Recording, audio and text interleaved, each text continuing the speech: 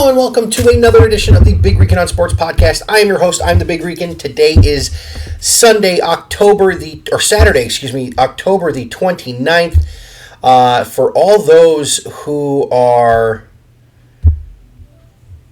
getting ready to celebrate, happy Halloween to all. For all those who are really not that excited about it, you should get excited. It's Halloween. It's a fun time of year. In my house, we have Spider-Man. So those of you who follow my personal social media accounts on Facebook, you see Bobby of Spider-Man this year. I'm lobbying for Keith Hernandez next year. Little Mets uniform, mustache, eye black. I told my wife that was what I was when I was young, and she said, yes, but you wanted to be that. And that's very true. So I want to go over a couple things with you guys that I've been wanting to talk about for a few days, just with work and everything else. I haven't been able to get on, so tonight we're going to get into it. We're going to start with Ohio State, then we're going to get to the Cleveland Cavaliers, and then we're going to do a little history lesson from this past week. So let's start with Ohio State the last few weeks. Today going to 8-0 with a huge win over Penn State. Maybe the best game they've played all year. I got to watch 99% of it today because we had a trunk or treat here for Little Man. But let's go back in time a little bit and let's start with what they've been doing ever since the last time I spoke to you guys, which I believe was after week 4. So we got into the teeth of the Big Ten season. Huge win up at Michigan State, scoring 49 points. Looked good. It really can't complain. The defense has been outstanding. Their first real test, in my opinion, was last week against Iowa. Now, for everybody who says, oh, it's Iowa. Oh, their offense is terrible. Their defense is in the top 5 in the country. And through the first 9 possessions last week, Ohio State only scored 16 points. 16 points. And then all hell broke loose. They ended up beating them 54-10. C.J. Stroud in the offense figured it out in the second half and just went crazy. And for the second time this year, they shut out a quality opponent in the second half of their game, having done that to Notre Dame in the opening week, back when Notre Dame was a top 5 team. So moving forward, we go to this week, which was Penn State. Not the whiteout. It was a high noon game. And let me tell you something. The Nittany Lions showed up today. Ohio State took the opening kickoff and drove down, kicked the field goal. And then crazy things happened. On the first series, JT Tuimoloau bats a pass in the air. Interception. Okay. Very nice. Bucks score a touchdown by Mayan Williams, who we lost to injury, so we don't know how long he's going to be out. Tuimoloau had the game of his life today.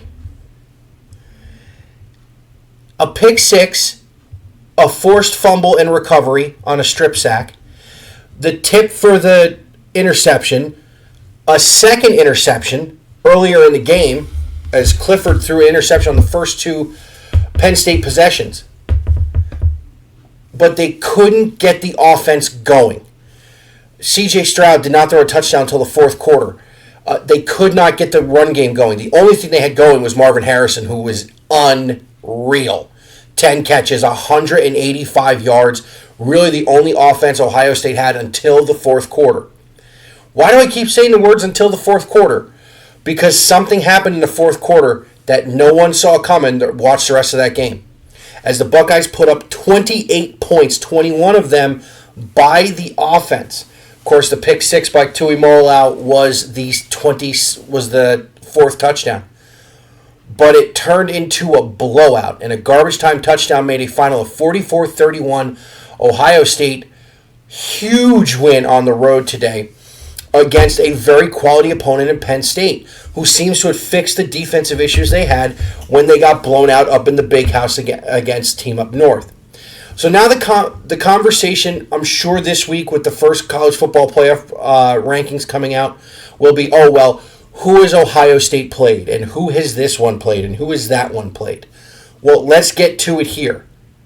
Georgia, I believe, won today. They were playing Florida in Jacksonville. Let's take a look.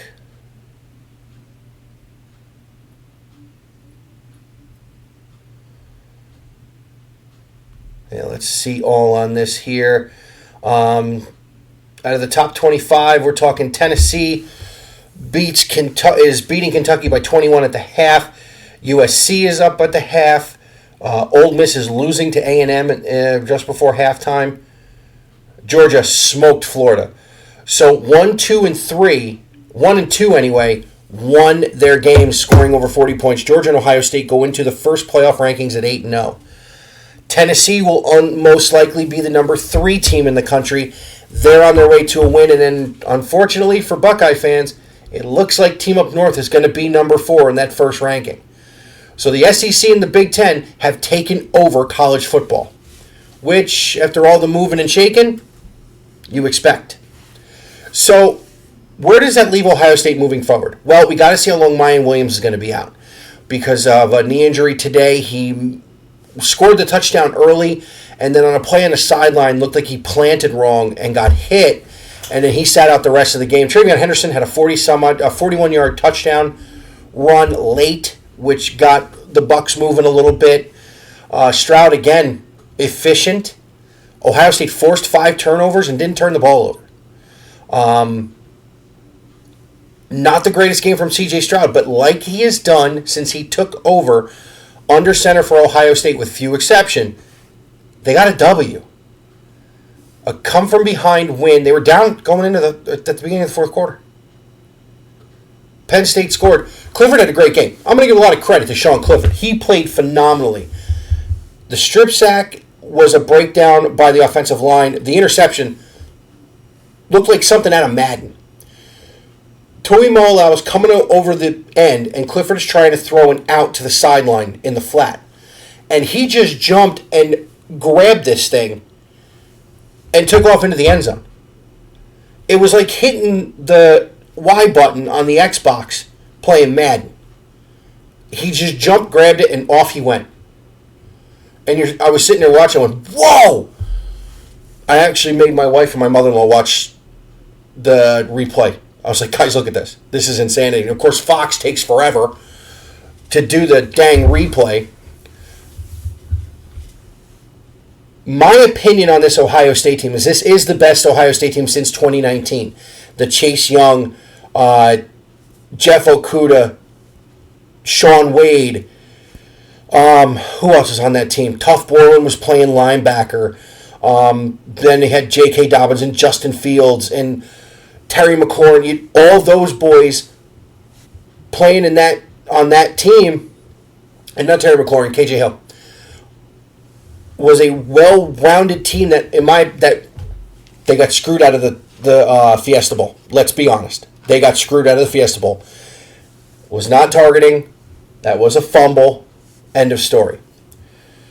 So moving forward, what do the Bucs have coming up? We all know what's coming up in about a month. And that is a showdown at the Horseshoe with the team up north. But outside of that, for the next few weeks, let's jump into what Ohio State has going on forward.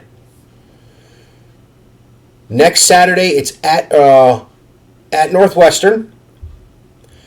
The following week, that's on the 5th. That's a noontime game on ABC.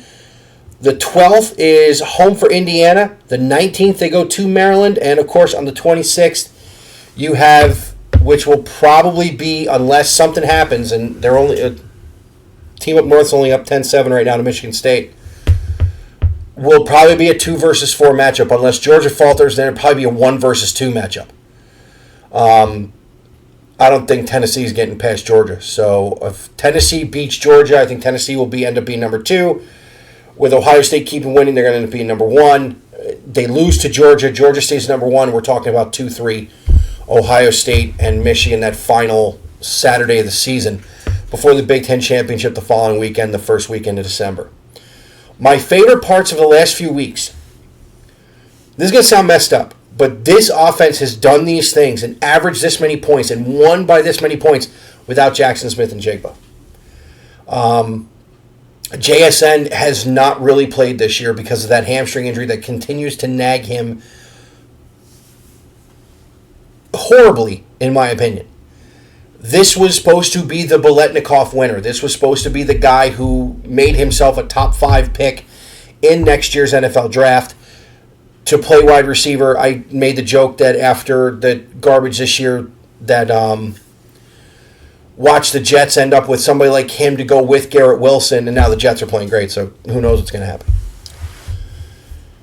So I had a scary thought. I actually talked to Jim on the phone the other night, and I said, Jim, I want you to think about something. He said, what's that? I said, if C.J. Stroud comes out, Kyle McCord would then be the starter next year. Most likely. And he said, yeah. I said, I want you to think about how scary his wide receiver room is going to be. So what do you mean? I said, JSN's not coming out. So it's going to be JSN, a true junior in Marvin Harrison, a true junior in Emeka Ibuka, a true junior in Julian Fleming in the same wide receiver room. Those 4. Same 4 this year. But a year of experience, another year of tutelage under Brian Hartline. Scary. And Travion Henderson to be a true junior. That's frightening of what Ohio State's offense could be next year. And their defense just keeps getting better, especially Tui Molau and Jack Sawyer coming into their own. And guys on the defensive line are coming into their own. That game on the 26th of November is going to be insane.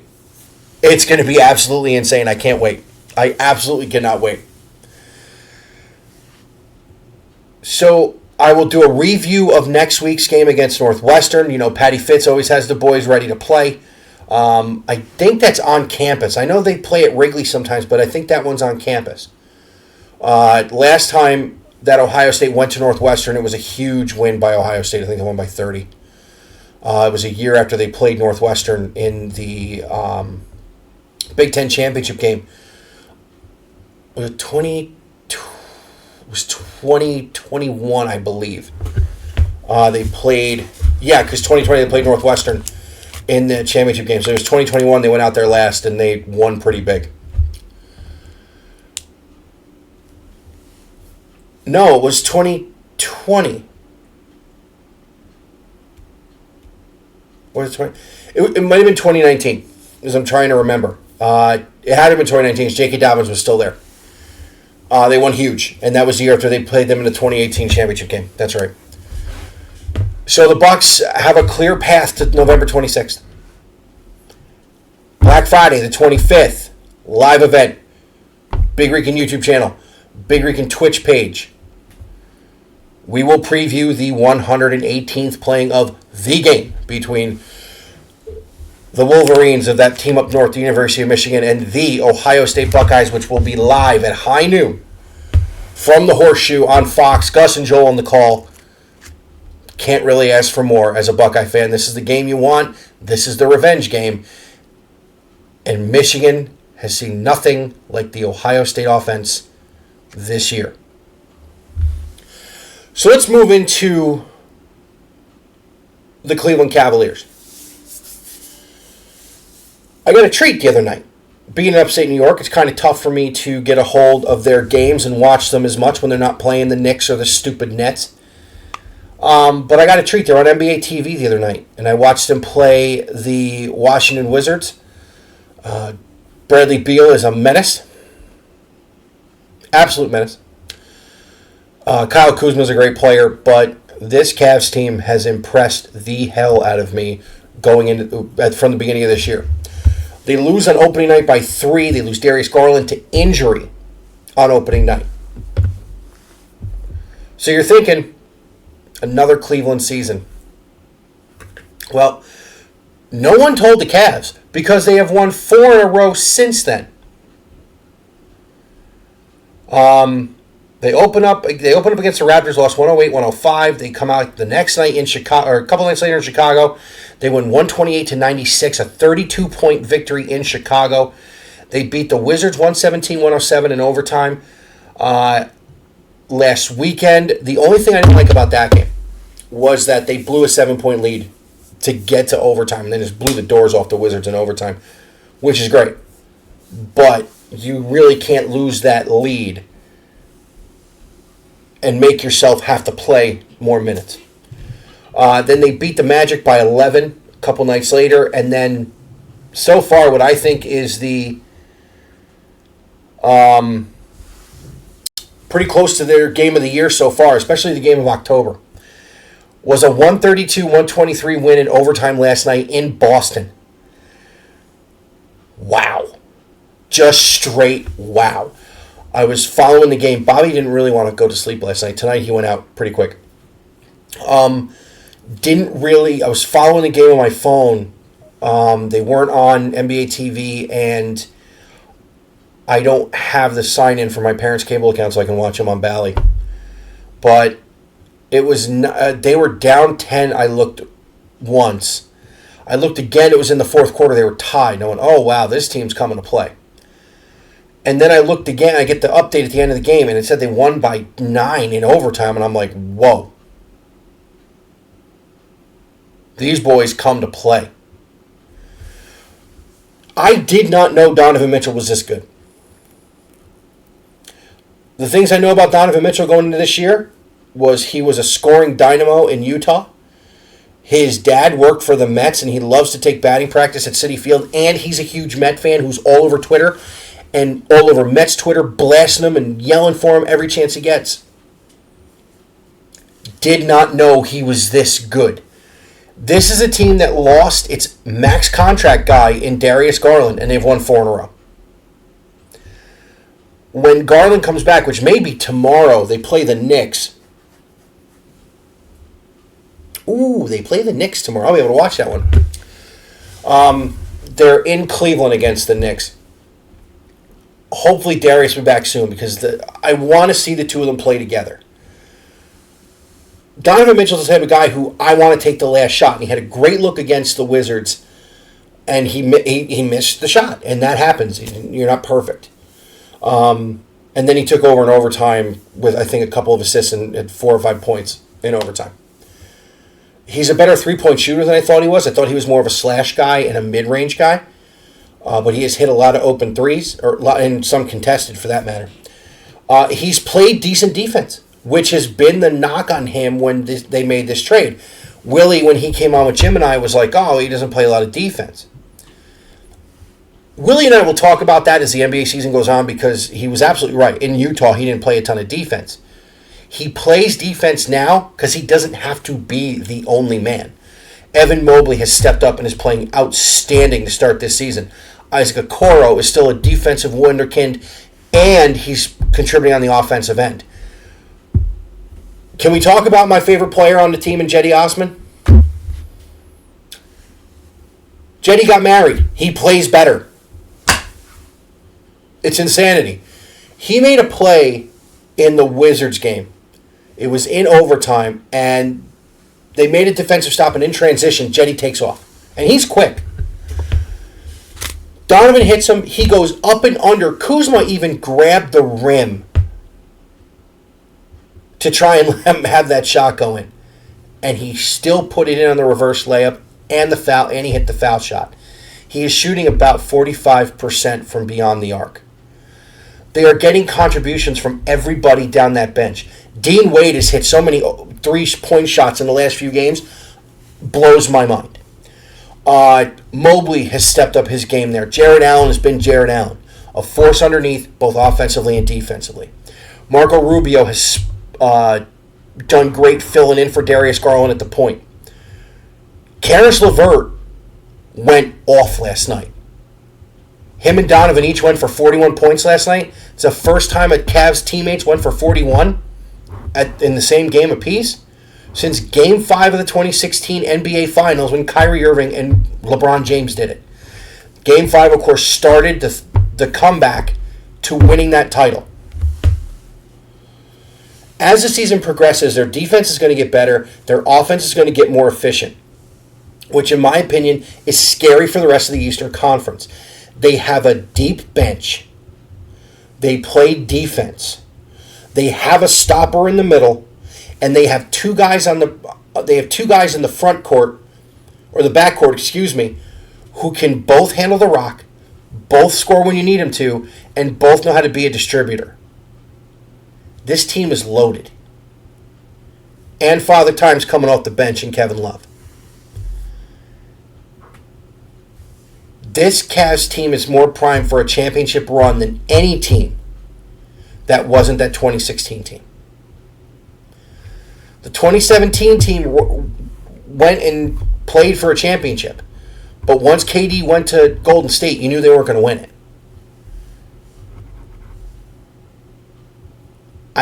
If I got to see them, play them. But I think this team could keep Golden State on its toes. As good as they are. With their big three and Draymond, I like to knock out my teammates Green and Klay Thompson and, of course, Steph Curry. This is a loaded, loaded team, and they are young, and they are talented, and JB Bickerstaff just might be the right man with the right message at the right time. I hope I'm right. I hope this is a team that goes on to play in an NBA Finals very soon. I will watch every moment of that Finals because this team is as deeply talented and as well constructed as any Cavaliers team since the days of Hot Rod Williams and Larry Nance Sr. and Mark Price and Craig Elo and Brad Daugherty.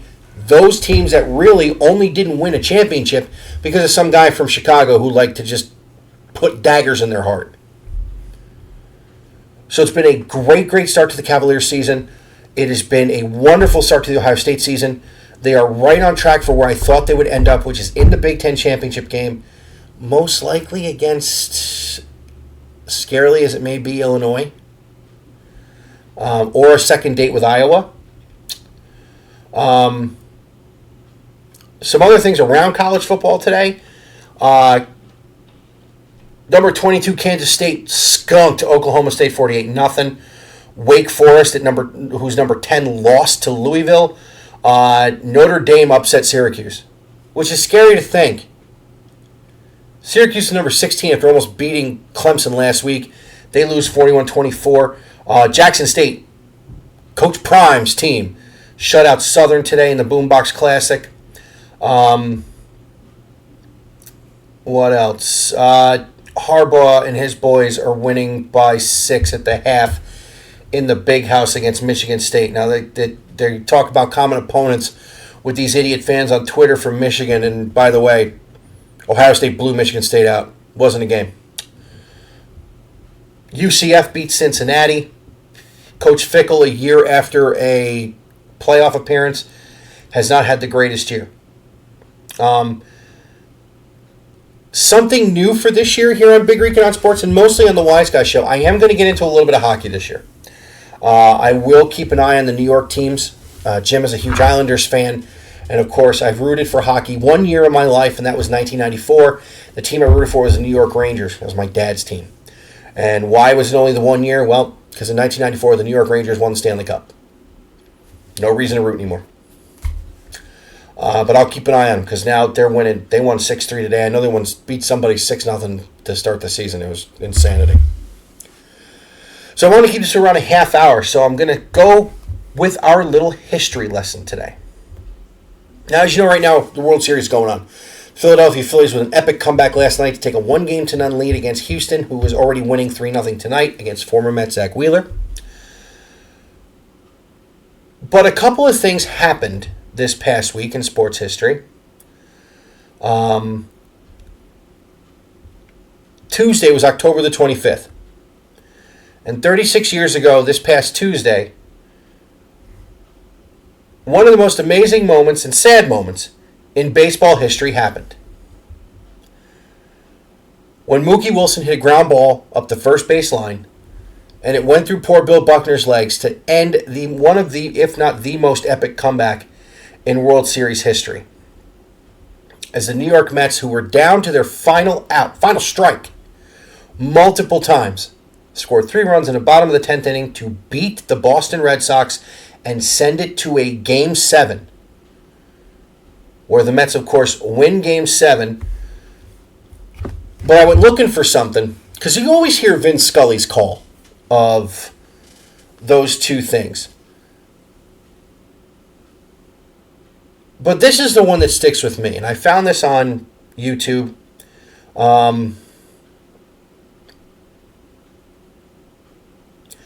Murph left us in 2004, passing away shortly after he retired from calling Met games. But Bob Murphy was one of the soundtracks of my childhood. In the car with my father listening to the Met game, Bob Murphy, Gary Thorne, the 86 season, 87 season, 88 season, and of course in 1989, Met fans were introduced to Gary Cohen, who has been the soundtrack of our life now, between the radio booth with Murph, with Howie, and then taking over in the TV booth at SNY with Keith and Ron. Side note, Gary Cohen is a finalist for the Ford C. Frick Award. Unfortunately for me, who loves just how games are called, so is Tom Hamilton, who has maybe the best call going into a postseason. It's Cleveland You Will Have in October to Remember. Gary Cohen, it's the home run call and things like the end of the Johan Santana no-hitter. It has happened. Tears of joy for the 2015 New York Mets. The home run calls. Gary is one of the best, if not the best, right now. But this call that I'm about to play for you, I used to have on a CD of all the greatest calls in Mets history. I'm 43 years old. I was 7 36 years ago when this happened. And it still brings me goosebumps to this day.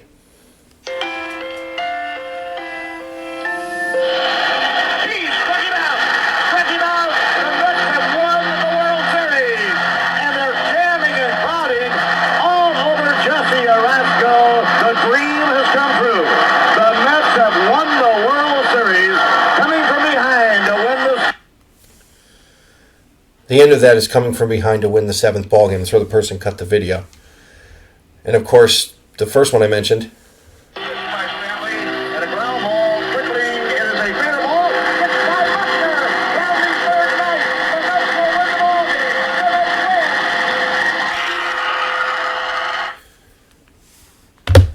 We miss you, Murph. But it's been 36 years since that night. Those 2 nights.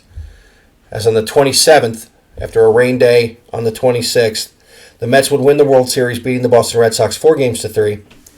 Ray Knight was the 1986 World Series MVP. He was back for Old Timers Day this year. I will have a full 2022 New York Mets wrap-up show. So let me give you some upcoming stuff. So Wise Guys will be in the next 2 weeks for our November episode. Jim and I are going to go through a couple of things, and one of them that him and I are going to talk about is something I said on our 1-year anniversary show, which, by the way, thank you to everybody who listened or watched, both during the live and then after the fact. I said that Major League Baseball should go scorched earth and do what the Big Ten did to ESPN and do the same thing. So Jim and I are going to get into that and how that could look if that's something they decided to do. But starting after the first of the year, of course, let me go back. Black Friday night, live on the YouTube channel and Twitch, maybe even Facebook instead. We will preview the game. Willie will probably be there because he's a fan of blue. Jim will be there to make fun of me. I don't know if I'm going to have a third guest. I know I had Alex last year. I don't know if we're going to have Alex this year or not. I'll talk to him. But after the first of the year, we're going to have 6 or 7 special Big Rican on Sports, Big Rican Baseball Show episodes. So, because he's been on every one and he's the headliner on every one, I think I can say this, and that Alex is going to co-host all the Big Rican Baseball shows with me from now unless he's unavailable. But we're going to do a hot stove show. We do that each year just to go over the free agent signings and whatnot. But then we are going to have 6 different half-hour to 45-minute shows where we preview each division, and we'll have a special guest of a fan of a team in that division. And this will be besides Alex, so I will have someone to cover the AL Central, the AL West, NL East, besides me, AL East, and whatnot. And we'll talk about the moves, we'll talk about what we think the division's going to look like during the year, and we'll talk about the impact players from each team. I will get out more detail on that as we get closer, but right now, it's college football time. It's, I'll do a review of the World Series at some point in time. Pulling for Houston, by the way. Can't do it. It's the Phillies. But yeah, that's what we're going to have coming up next year, and we're going to preview all 6 divisions. Instead of doing one giant show, let's break it up. Let's really dive into some numbers, really dive into some rosters, and really dive into what we think is going to happen for the 2023 season. I can't believe we're talking about 2023 already. It just doesn't seem right. As always, Big Rican can be found here on the Big Rican YouTube channel, on Twitter, at Big Rican on Sport, Facebook, Big Rican on Sports, Google, Anchor, Breaker, Spotify, Pocket Cast, Radio Public, and Ask Alexa to play Big Rican. Have a wonderful rest of your evening, or rest of your day, everyone, if you're listening tonight. I'm going to try and post it tonight. Happy Halloween again to everybody out there who celebrates. Enjoy the World Series. Enjoy college football. Who cares about the NFL? Yes, I'm still bitter. And oh look, they're terrible. Have a great one, everybody. We'll talk to you soon.